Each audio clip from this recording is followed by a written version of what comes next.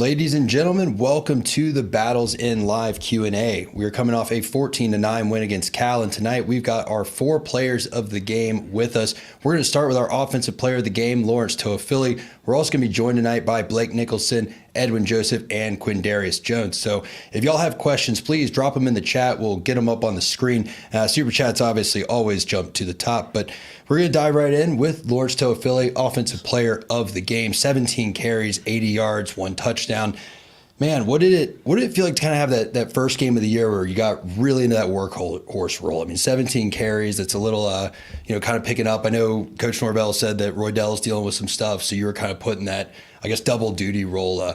What was that like, kind of having that increased, load thrown on you? I mean, the way we prepare, I feel like, everybody's ready for that moment to happen, just in case, next man up, and got to be able to carry the load, of course, with Roydell handling some things. I felt like I was, the team was kind of counting on me in that time, so I felt like I just wanted to make sure I contributed and held up my end.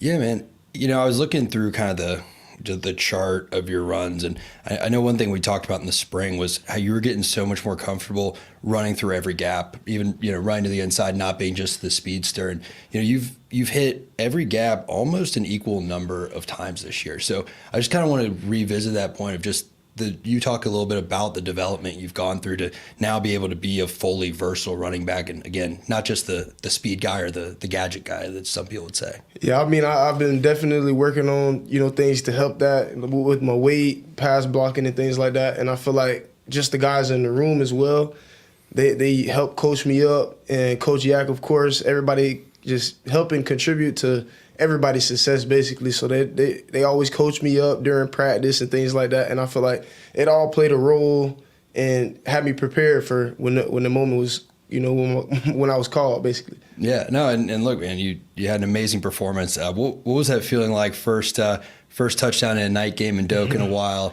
How great of a feeling was that? No, it's like no other feeling, man. It's something that you can't explain. I'm just very grateful, to be able to contribute for the team. And, what I'm saying, many more to come, basically, especially with our O-line going. We're trying to get the offense going, you know what I mean? So, yeah, excited about it. Folks, if you do have questions, please throw them in the chat. Now, one more, we're not going to bring them on camera. We have a special guest in the studio tonight. We got El Trey, Lawrance Toafili Jr. Man, how is becoming a dad? Has it changed the way you prepare at all, or just what? Maybe has it changed the way you look at the game? What's that been like this season? It's kind of having a child definitely changes a lot of things for you. Like, it changed my perspective a lot on things as well. But I feel like it kind of changed my lifestyle. It's just the way my days go. You know what I mean? I feel like it has me more locked in, I would say, because I just have to be on top of everything. You know what I'm saying? I gotta be ready for any situation, and also just going hard, knowing that he's kind of counting on me type deal. So yeah. It's definitely changed a lot. Yeah, no, 100%, man. They kids will change your outlook on things, and they definitely make you work a little harder, and sometimes sleep a little less. But you said not too much lost sleep's happening. Yeah. So that's great. We got a question from Noel Bryant. I'm going to kind of edit this one, Noel Bryant, just to get the kind of crux of the question here. But this is your 5th year here. You've been on some teams that have gone through adversity. You've been on a 13-0 team. What are kind of some of the maybe differences between those early teams you're on and that 13-0 team? And what aspects of that 13-0 team do you see on this year's team that y'all can kind of latch on to right the ship and get going in the direction y'all know you can go in? I mean, with the 13-0 team, we definitely had a little bit more time to be able to build the chemistry, and because a lot of the guys were with us the year before that as well. So I feel like we had a little bit more time to build the chemistry and get some games in together. We had basically a season with the base of that team, and that second year we added a few more pieces, but I feel like that base was what carried us to having success, basically. So I feel like we're definitely building that base right now, and we definitely are getting better each week. And I feel like that's one of the things that we did in the 13-0 season. We got better each week. And I feel like the work that we're putting in is just going to, excel. Yeah, that's how absolutely. I'm feeling about it. So I feel like just getting better each week and, learning each other better to gain that chemistry. I feel like that's what's going on right now. And I feel like we're making positive steps. So, yeah, I'm excited about it. 100%, man. Again, big win in Doak. You guys go on the road this weekend, and 100-game win streak starts with the first win. Yes, sir. Yes, sir. Yes, indeed. Speaking of chemistry, Dylan Rowe has a question. LT, you're my fave man, and you and Cam make a great duo. How do you see him coming around so fast? Oh man, Cam's just hungry to learn. You know what I mean? He's a young guy. He's definitely learning and getting acclimated to the game, but he's hungry to learn and hungry to, you know what I'm saying, just to get the ball and, to be in the game. So I feel like he takes a lot of pride in it, in that room, and he prepares very well to be able to, execute in those situations. How great was that to see him as a young guy kind of, I know he went through a little adversity during the game, was able to come back in. How great is it to see him respond like that and to be able to get right back into it? I feel like that just shows his toughness, man, and his mentality. If it's something that's not really holding him back, he's going to be able to go. And that's mature, especially for him being so young, you know what I'm saying? So I feel like I'm very proud of that and very excited to see the next steps he takes on his journey. Yeah, no, absolutely. Mike Myrick, always great supporter of all our content, just says LT is a big-time playmaker. Go Noles. Not a question, but wanted to share the message. Appreciate y'all, man, for real. Can you talk a little bit, too, about just the development you've seen of y'all's room? Kind of, I know you guys have so many playmakers in there, and there's so many younger guys that Norvell mentioned, even, Micah Danzy and a few of those guys. And tell us a little bit about some of the younger guys maybe we haven't gotten to see a ton of yet, but we probably will as the season goes on. I mean, man, we got some special players in that room. Even Jalen Lucas, you didn't get to see much of him yet, but I mean he's a very explosive and dynamic player. We got Makai, speed guy, great size. He's definitely gonna be something special as well, just because of his setup. And we got Sam Singleton. Yep. Sam Singleton, him Saturday. Yeah, man. Yeah. I ain't gonna lie, we're just all hungry and learning from each other. I mean, we're pushing each other to our goals, and I feel like that's what makes us special. You know what I mean? So I feel like all those guys, Keziah Holmes, everybody pushing each other.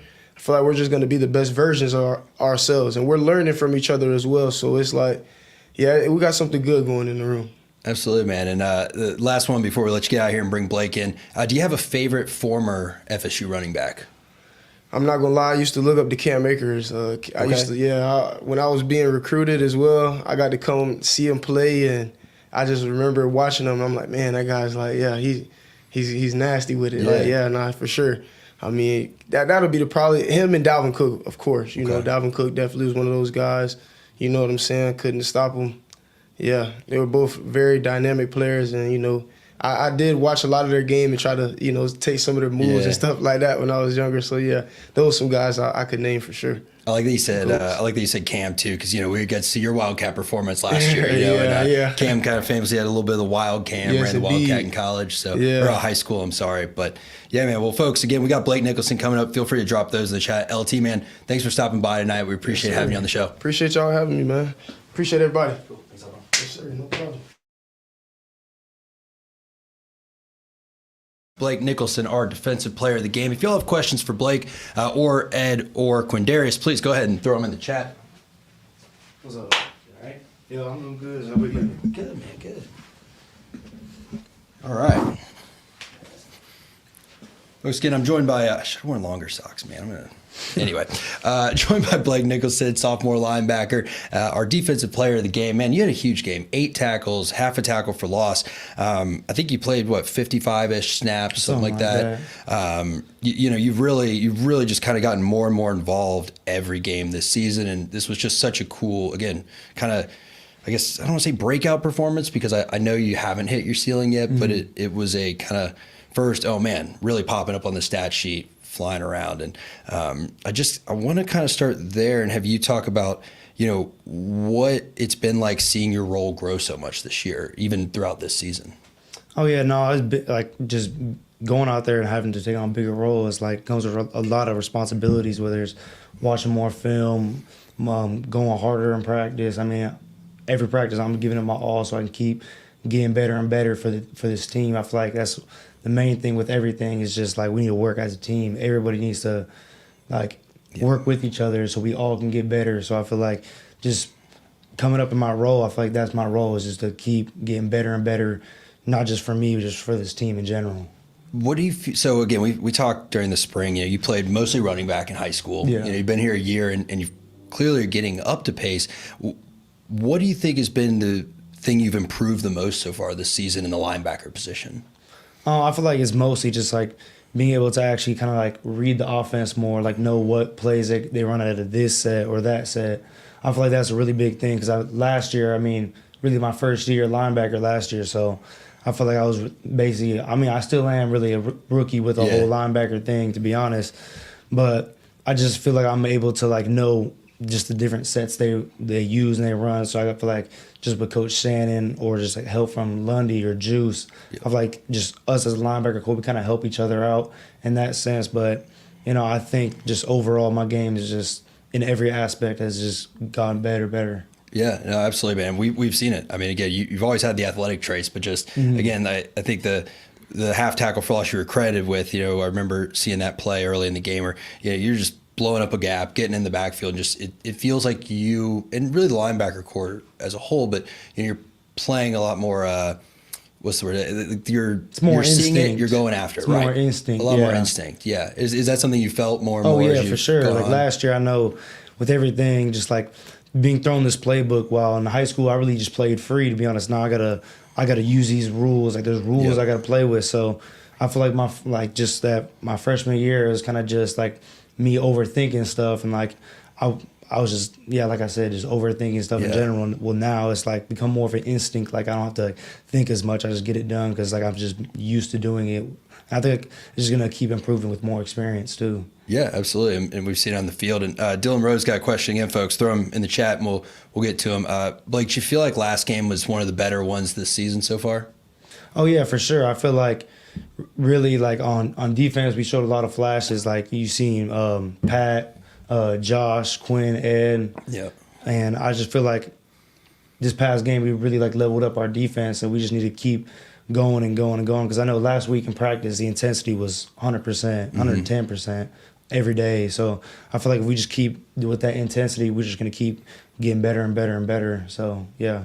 And how much are y'all young guys really pushing each other? How we've seen again a lot of young guys are starting to really get onto the field, and I know Norvell said we were going to see that, and seeing y'all hop on the stat sheet. What's kind of the vibe amongst the younger guys, sophomores and freshmen right now? Everybody's just hungry, to be honest. We're hungry to go out there and make plays and just work as a defense. Like you can just see it within everybody, like Conrad, Ed, Quinn, and Juice, just everybody, like all the young guys. We all hungry. We want to go out there and help the program. You know what I mean? Yeah, man. And again, we started to see it. This weekend was really the one before, and seeing guys flying around, making big hits, getting interceptions, and all that stuff. Noel Bryant asks, what coach on staff, position coach, GA, or whoever, would you give the most credit for your development so far? Oh, it's for sure Shannon. I mean, he really taught me everything that I've got. I mean, that's who I spend the most time with in the whole coaching staff. That's like just how it is. Like I'm always with Coach Shannon, so I feel like he's really helped me with my game, and it's completely just keep getting me better and better. So as most credit I'll give to Coach Shannon on that. What is how do I put this? I'm not going to ask that well. Man, you've done these before. Sometimes I go to ask you a question, it's I'm going to word that weird. Yeah. So one of the things that I think you get a lot of credit for is your ability in coverage. Since you played running back mostly in high school, has coverage been one of the more challenging things to kind of pick up on, or is that something that just you were naturally kind of able to figure out because you ran routes on the other side of the ball? Or what's maybe the difference between learning the coverage aspects of linebacker versus the run stopping aspects of it? I feel like coverage to me comes more natural, to be honest. I feel like it's really I don't really know I feel like how simple it down. It's just like you could really most times you could tell which route they're running like before they run it, just depending like a lot of receivers or tight ends, they like a lot of giveaways. Like tight ends and running backs run like there's certain routes they really just don't run. They mainly stick like certain routes. So I feel like when I see them out there going to like run a route or something, I'm like, okay, I can already kind of guess what you're gonna do before. So I feel like I feel like I just always had kind of an instinct for coverage. Yeah, no, that makes sense. Actually, kind of in the coverage theme, Hotchpot, hope I said that right, asked, what's the key to communication on D? We see you guys talking more and more each game. What makes that happen, and who's leading that communication? Oh, I think really like everybody is really involved in that communication, like whether it's safeties, DBs, D-line, linebackers. I feel like that's a really big thing. So I feel like if everybody really talking out there on the field and we're all on the same page, then you get executed well. Like you can even have something wrong, but if you communicate it right in the way, we still play it that way, and then it'll still work out. So I feel like just communicating in general, gotcha. That's really just the key to success when it comes to defense. Yeah, because I think, again, it's just a visual thing, but, watching y'all this past weekend, you do see it seems to like communication looks less rushed. And again, we can't hear what y'all are saying. We're judging from hand signals, but when guys are coming in motion, you and AZ are kind of communicating on if you're bumping or whatever. It seems to be maybe less hectic. And like, do you feel like it's just maybe being out there together more and y'all are getting more comfortable with how you communicate, or is it just all of y'all learning the defense better, or what kind of goes into that? I think it's just as a unit, we're just getting more comfortable with each other. I mean, we lost a lot of guys last year, so I feel like by now, like, just we had to get used to kind of playing with each other.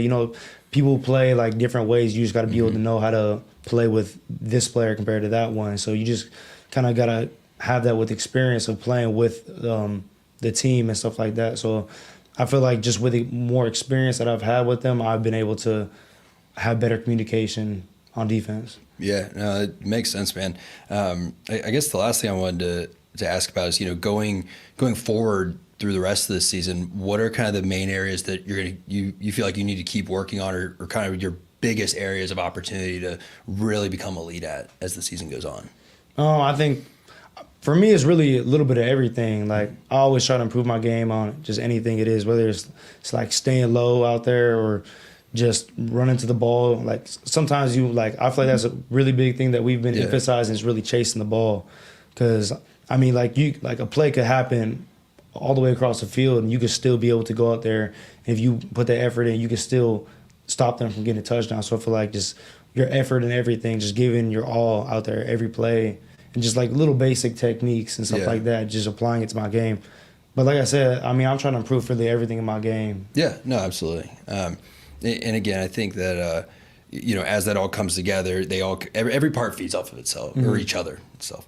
Every part feeds off of each other, right? So as you improve one part, the other parts will get there. But man, we appreciate you coming by tonight. Congratulations on the award we give out, but whatever. The Defensive Player of the Week award. And again, man, we can't wait to keep seeing you light up these stat sheets and keep seeing what you do. And good luck at SMU this weekend. All right, thank you. I appreciate it.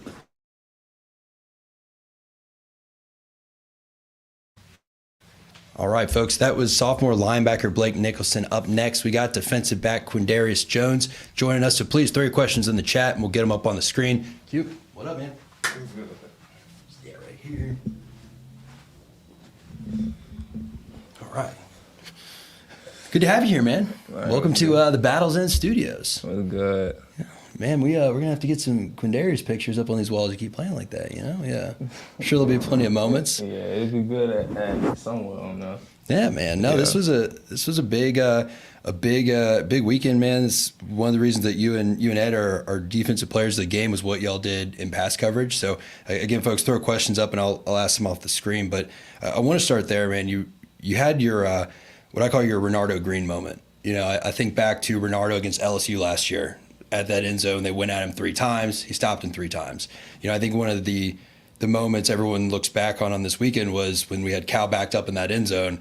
They went right at you on the outside, shut him down. Went right at you on the outside, you shut him down. And overall, you had 7 targets. You allowed, I think, 1 catch for a 39.6 passer rating. You had 3 passes broken up. Man, just talk us through that performance. I mean, what was going through your mind? Like, did you know they were coming at you and you're kind of in that one-on-one on the outside? I say the first play when they got the flag, that rollout, they was finna throw it to me then. Yep. I think they little tight end did like a 10, 15 yard curl, I see, and then it was a flag, so the play didn't develop. So then after that, I say they did the go ball on me, and I stopped it. And after that, I say I got in this little mode that when I start hitting the celebrations or whatever. Yeah. And then the second one, And then, like, once the third one happened, though, it's like, I don't know, like, I had, like, this anger in me, but, like, excitement at the same time. Yeah, I say they really were good for me, though. I really was happy at the same time, like, while I was, like, in that anger mode, doing my little celebrations, like, I know everybody liked it or whatever. Yeah. Yeah, man. And just what was that feeling like in the moment of, okay, you hear Doak go crazy, you're like, oh, wait, all right, they're going to come right back to me. I mean, did you have a second to kind of, in between plays, be like, yeah, okay, wow, that just happened? Or was it just kind of, hey, get to the next play, lock in, then we'll celebrate after? Like, when I did the celebration, I was like, in my mindset, I know I got to hurry up, get the next play call, too. Yeah. So it's like a quick moment, snap, do what you got to do, and then lock back in type situation, yeah.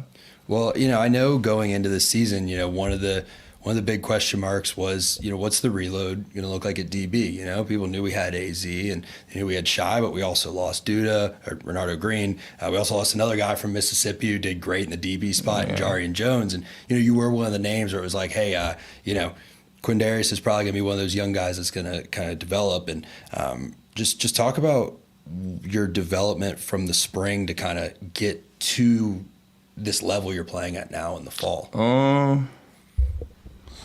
I just say, like, my progress through it, really just, like, putting work in, like, waiting for my time. Like, I mean, I ain't really trying to rush nothing. Yep. Feel me? So it's like whenever my time come, it's time to shine. Yep. So, I mean, that's how I said it. And we got a question from a man named Edwin Joseph, who I think might be in the other room watching this on TV. Edwin Joseph asks, do you have any more celebrations? Yeah. Yeah? I got someone that's put up secret safe. Okay. I mean, they'll be able to see them. But they're locked up in the vault for. Yeah. Do you have a special one for when you get that first INT on the season, or okay? Yeah, I got it. Yeah, gotcha. You got them kind of categorized by like what happens, and then I do it at practice. I don't think people really like lock into it, but like the people who know, they know. Okay. Well, the rest of us can't wait to see him, man, because I'm sure there will be plenty more moments. One thing that really stands out about you when you watch your game is, you're 6'2", you have really impressive length. How have you maybe gotten better at using that length to your advantage throughout your time? Really just using, like, working on my technique. I think, like, being tall as I am, I think technique will work way more better than me instead of just trying to use, like, skill. Yep. Like athleticism. Right, just running athleticism, Yeah, I rather just say working on my technique while I'm 6'2". I think that'll be way better, Yeah. with my play style. Yeah, because if you just over rely on being 6'2", then eventually someone's going to figure out how to beat that, right? So if you can be the 6'2" guy who has great technique, then I mean, dude, that's how you become borderline unstoppable with your speed and your length.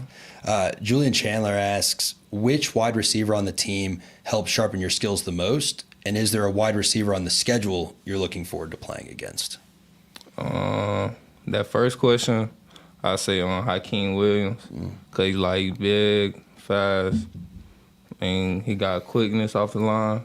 Yep. So like I'll try to rep as much as I can against him.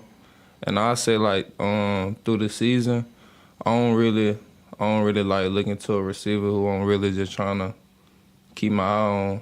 I just like whenever it's time, whenever like the receiver come up, whoever it is, it's time to just put the work in. So last question, you mentioned Hakeem obviously being a big help in developing, but you said in that sequence, right, you first were covering the tight end on that play that got blown dead. Yeah. Then you bumped out to the outside on a receiver. So how much does having the various body types and receiver types we have on this team, how much does having that many different dudes to go against help you be ready for any game situation? I mean, we really got every receiver like body type that'll help you with your whatever kind of skill you want to work on, like big, small, fast, quick. all that kind of thing. So I don't think it really no problem of me going out there having trouble with this or that.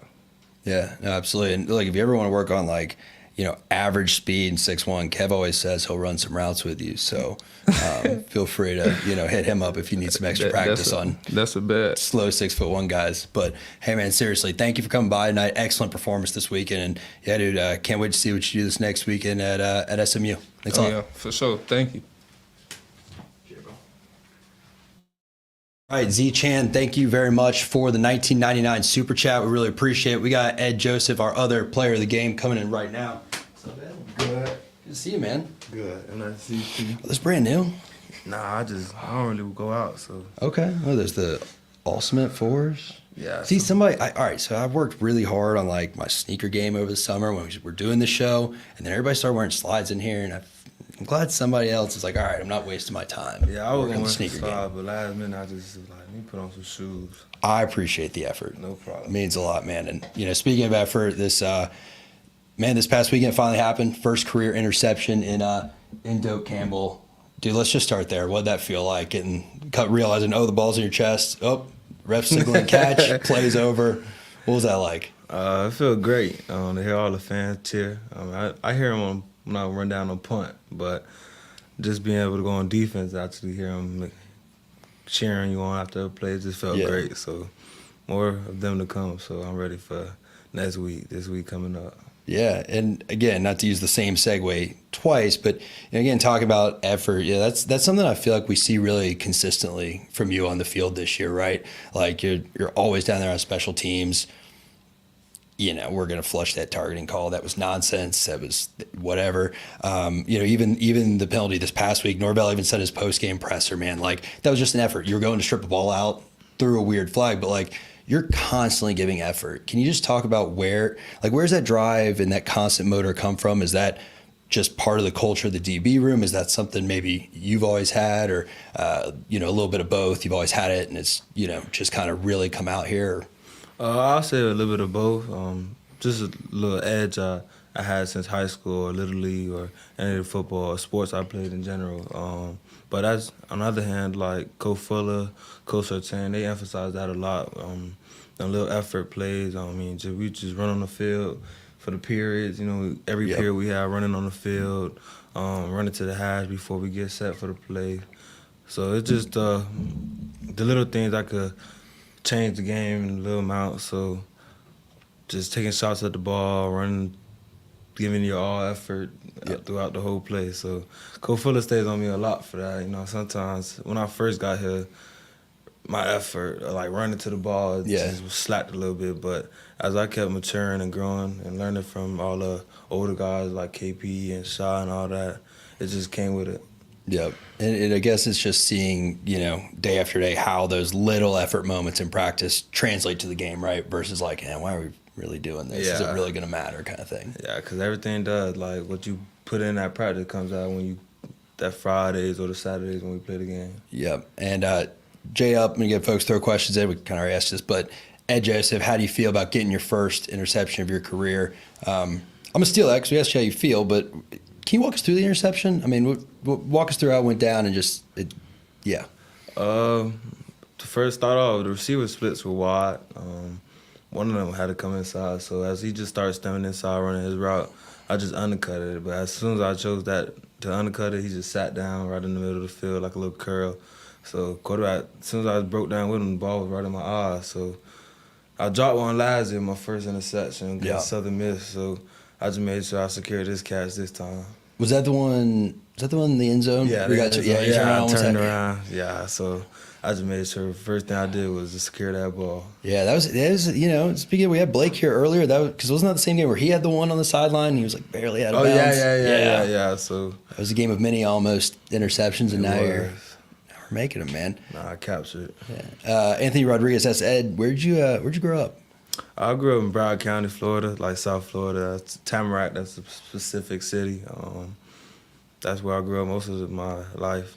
Yeah. And you went to Chaminade? Yeah, Chaminade, Hollywood. So I ended up going there like my 9th grade summer. I started off at some school called Terravella. It was a public school in Coral Springs around my house. So then I ended up transferring. Okay. And that's a good one. J-Up wants to know also, how do you feel getting compared to Jamie Robinson? It feels great because, I came here, when I just come on visits, I used to watch him go out there, make plays and stuff. So just coming here and being able to make the plays I've already made so far and being able to be compared to Jamie Robinson, who's in the league, showing off his talents, it just feels great. So just keep on going now.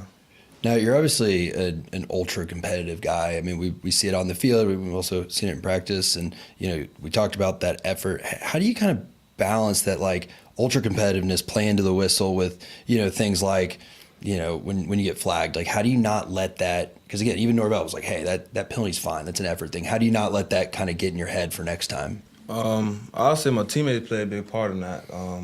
Once I punched at the ball and it was a flag – I kind of hang my head a little bit, but Pat came up to me, Shaw, KP, all of them boys came up to me and just told me, like, next play, like, we ain't mad at you for that. Even the coaches would told me, you good, like, don't even stress it. So after I heard that confirmation from them guys, I just put that play in the back of my head and got ready for the next play. That's awesome, man. It's got to be critical, whether it's those moments or even when you get an interception, to have kind of that backing of knowing, like, all right, you're helping the team, but, like, having those guys be like, yeah, man, like, that's... Yeah, it feels great to have, like, a little support system behind you at all times, no matter what decisions you make. So yeah, no, absolutely, man. Good.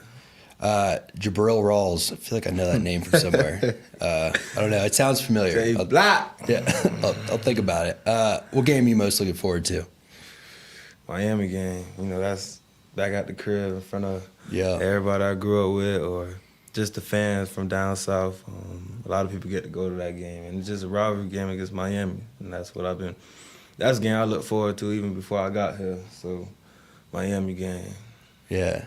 Now, if we count the Miami Stadium as a home stadium, given recent performance and how many fans show up there, let's take Swaggy's question of which away stadium and who do you want to pick off for your career highlight reel? I think I see what he's asking. Who I want to pick off? Yeah. Every team that we play, really. But for the stadium, I'll have to go with last year Clemson. Okay. That last year Clemson stadium was rocking. Yeah. It was loud. I couldn't even hear nothing. I was on the sideline. I couldn't hear nothing talking to anybody who I was talking to. So Clemson, that game right there, I'll probably look forward to playing next year or the years coming up, Clemson. What's a better feeling, making an away stadium like that go completely silent or hearing Doak absolutely go ballistic when you make a big play? Right now, I'm gonna have to go with Doak. The way they got loud when they were backed up in the end zone. Dude, that was nuts. I haven't heard that for a minute. Yeah, I know. That's what. So how much does that fire y'all up when you're on the field on defense and you just hear the stadium like that? Like, it just makes you want to go make the play even more. Like, making a play after hearing that, how loud they get before the play even happens. Imagine how loud it gets when you make the play. Yeah. So that's what I think of when I hear all that chanting before we make the play. So I'll say Dope. Yeah. Dope. Dude, that was cool to see that. Fans, we really appreciate y'all's support. And, say it, y'all, I was there as well yelling. Don't worry, they don't let me on the field to help with that aspect of it, but I can yell in the stands with y'all. And, yeah, dude, that was cool. And look, that's y'all bringing the heat on defense. Having that lockdown defense, Florida State fans are used to seeing it on the field and being like, all right, let's all get into this thing. Is awesome. Robin Kelly, last one we'll throw up there. Who's the toughest receiver to go against? I'll probably say all of them give us work, but who makes you think the most, I'll say right now, is Weezy. Okay. Shifty, real shifty. Like, he changes it up. He's not a robot with his routes. Like, he gonna give you a little extra juice at the top or even at the line of scrimmage. So, Weezy right now, Weezy.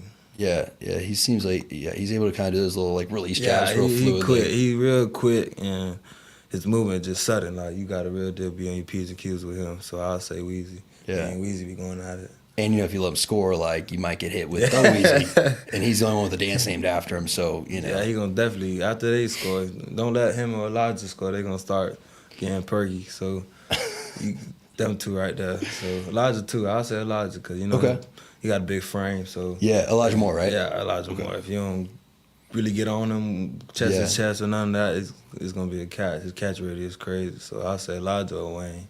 Okay. Yeah, awesome. Yeah, well, and look, man, it's cool to hear you say younger guys too, because I feel like, the season's still early. We only played 4 games, and people may not be aware like how many of y'all young dudes have a ton of talent on this team right now, and like we're gonna see more and more of it as the year goes. So for sure. So I expect to see them boys get their feet wet just like I did, and it's gonna come eventually. So the way they put in work during the week, throughout practice and stuff, one-on-ones and releases, I'll see them boys making plays, a lot of plays in the future. Absolutely, man. Well, hey, congratulations on the first career interception this past week. We know it's one of many to come, though. And, yeah, man, we're excited to see what you do for the rest of the season. So thanks for stopping by, bro. No problem. Thank you.